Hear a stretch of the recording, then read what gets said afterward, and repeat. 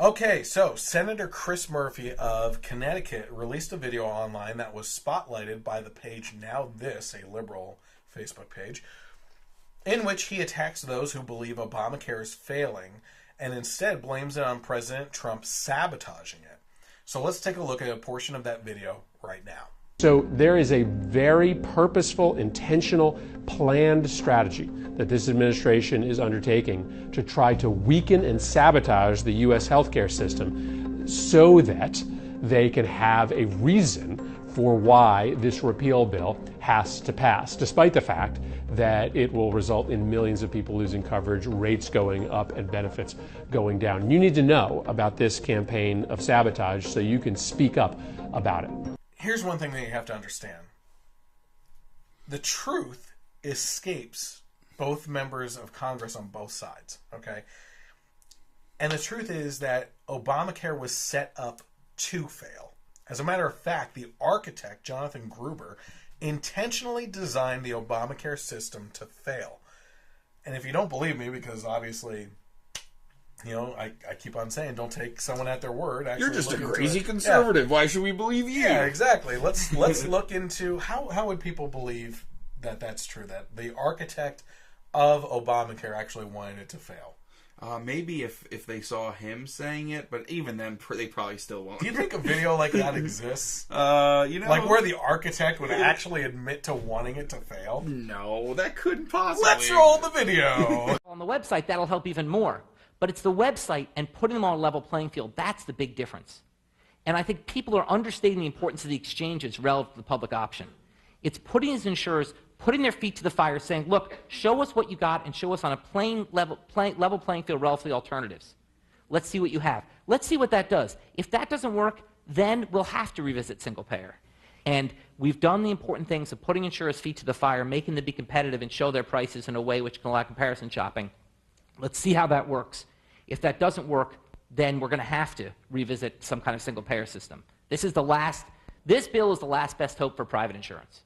That's it. If this bill does not work, if we cannot ultimately control healthcare costs under this structure, then we have to rip it up and start over. We just took a look at Jonathan Gruber himself, the architect of Obamacare, basically saying the reason why that what they were shooting for was a single-payer system. Now, a single-payer system, just for those that don't know, is the language that they use for universal health care. Yep. Okay, what they have in Europe, in the UK, and Canada, and everything else, which is what the left really wanted out of Obamacare, and what the right fought against, and what we ended up with was Obamacare. Now, why would Jonathan Gruber, the architect of Obamacare, want the Obamacare system to fail? And this is where it gets a little educational for people. Now, I used to work with you at T-Mobile. Yep. And that was 2011. Yep. It was around that time. And it was starting to come in, Obamacare. I'll never forget that day. Yeah. Sad tears. What the hell happened to my paycheck? Oh, my health care went from $83 to $165. That's what happened. So every 2 weeks. Now, the interesting thing is, I've been touting what I'm about to say, which I believe should be educational for a lot of people, even people on the right, about what Obamacare was set up to do and what the ramifications were from it since about 2008 when it was being introduced, because I saw the writing on the wall. Now, I remember talking to people like Kurt and Seth at T-Mobile. I might have sparked a fire. I know that Seth was into politics, but I think I hit a button on him that just turned it on, and he was all about it from then on. Yeah. But that, regardless, put that aside.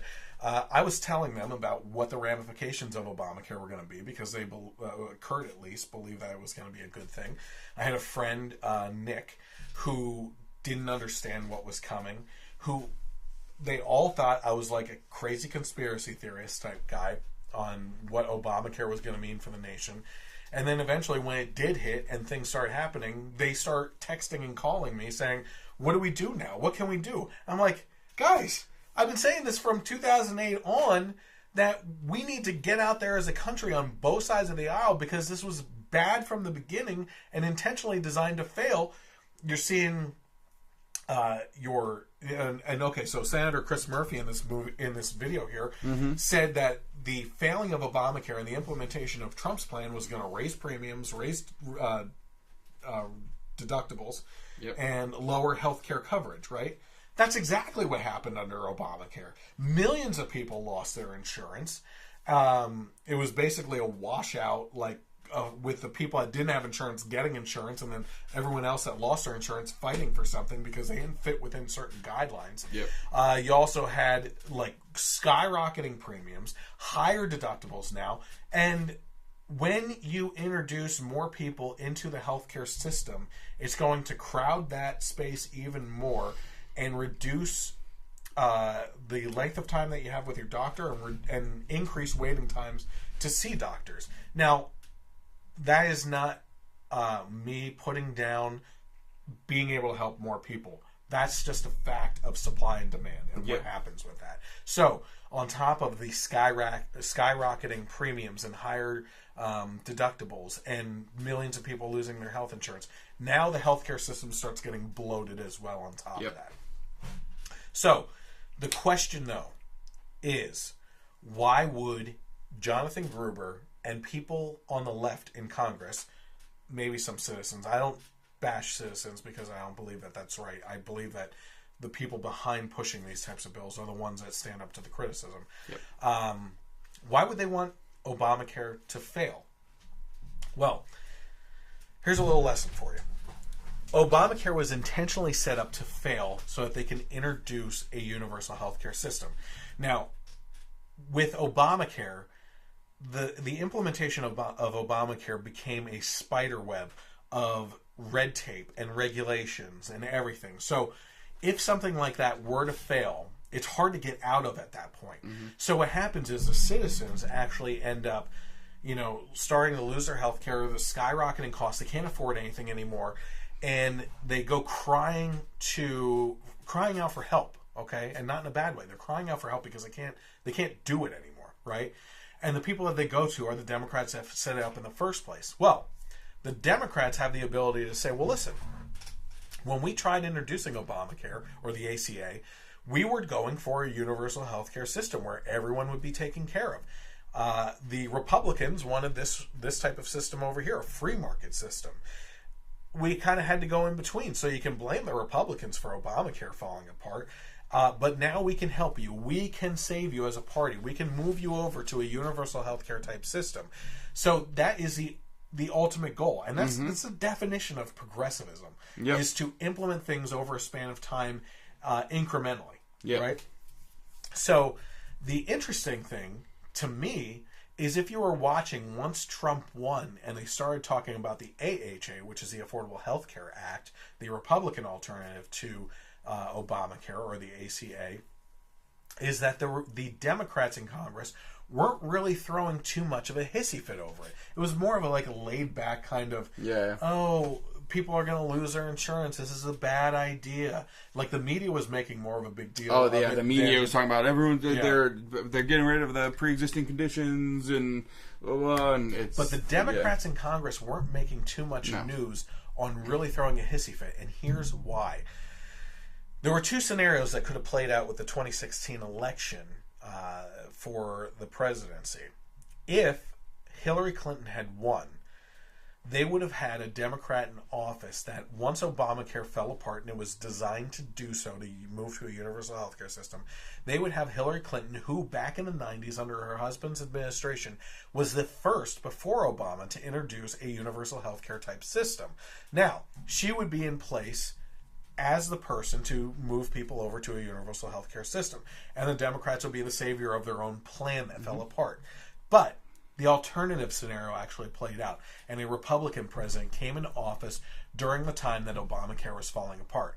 But this actually worked out to the Democrats' favor, and why they weren't throwing too much of a hissy fit on Obamacare falling apart. See, what actually happens here is as Obamacare falls apart and the Republican plan is introduced, behind the scenes and behind closed doors, they're actually rooting for the Republican care bill to pass, because once Obamacare fails and we move on to a Republican plan, they have one of two alternatives on how they're going to act towards this. One, either Republican plan is going to succeed or at least work. Like the Republicans during Obamacare, they will start to nitpick things apart and plant seeds in your head that this is the end of the world of healthcare and that things are going to fall apart. So they can plant those seeds and start throwing things at the Republicans. Or the Republican care plan, the Republican healthcare plan fails and falls apart, and they can use the Republicans as a scapegoat, saying, see, we told you that the Republican care plan wasn't going to work, and we should have stayed on Obamacare. But hey, as long as we're off of both of these now, let's go to a universal healthcare system that will actually work. So those two scenarios can play out for the Democrats' favor, and why they weren't actually too upset that what's playing out is playing out, essentially. They wanted Obamacare to fail, and that's what people don't understand. The idea of progressivism is to incrementally introduce things to ultimately get to the goal. And the goal in this case for the Democrats is to have universal health care, and they can get to that by many different roads now. Yeah, and let's talk about why universal health care is not so great. Absolutely. I've posted stories over the last couple of years of people in the UK that pull their own teeth with pliers or fill in their cavities with super glue because they have to wait such a long period of time to get in to see a dentist. Yeah, I've heard horror stories of hospitals where there are people waiting in the hallways, literally just dying, and it's all by prioritization, and because you're just you're not really a patient, you're just a customer. You're a number. Yeah, a number, and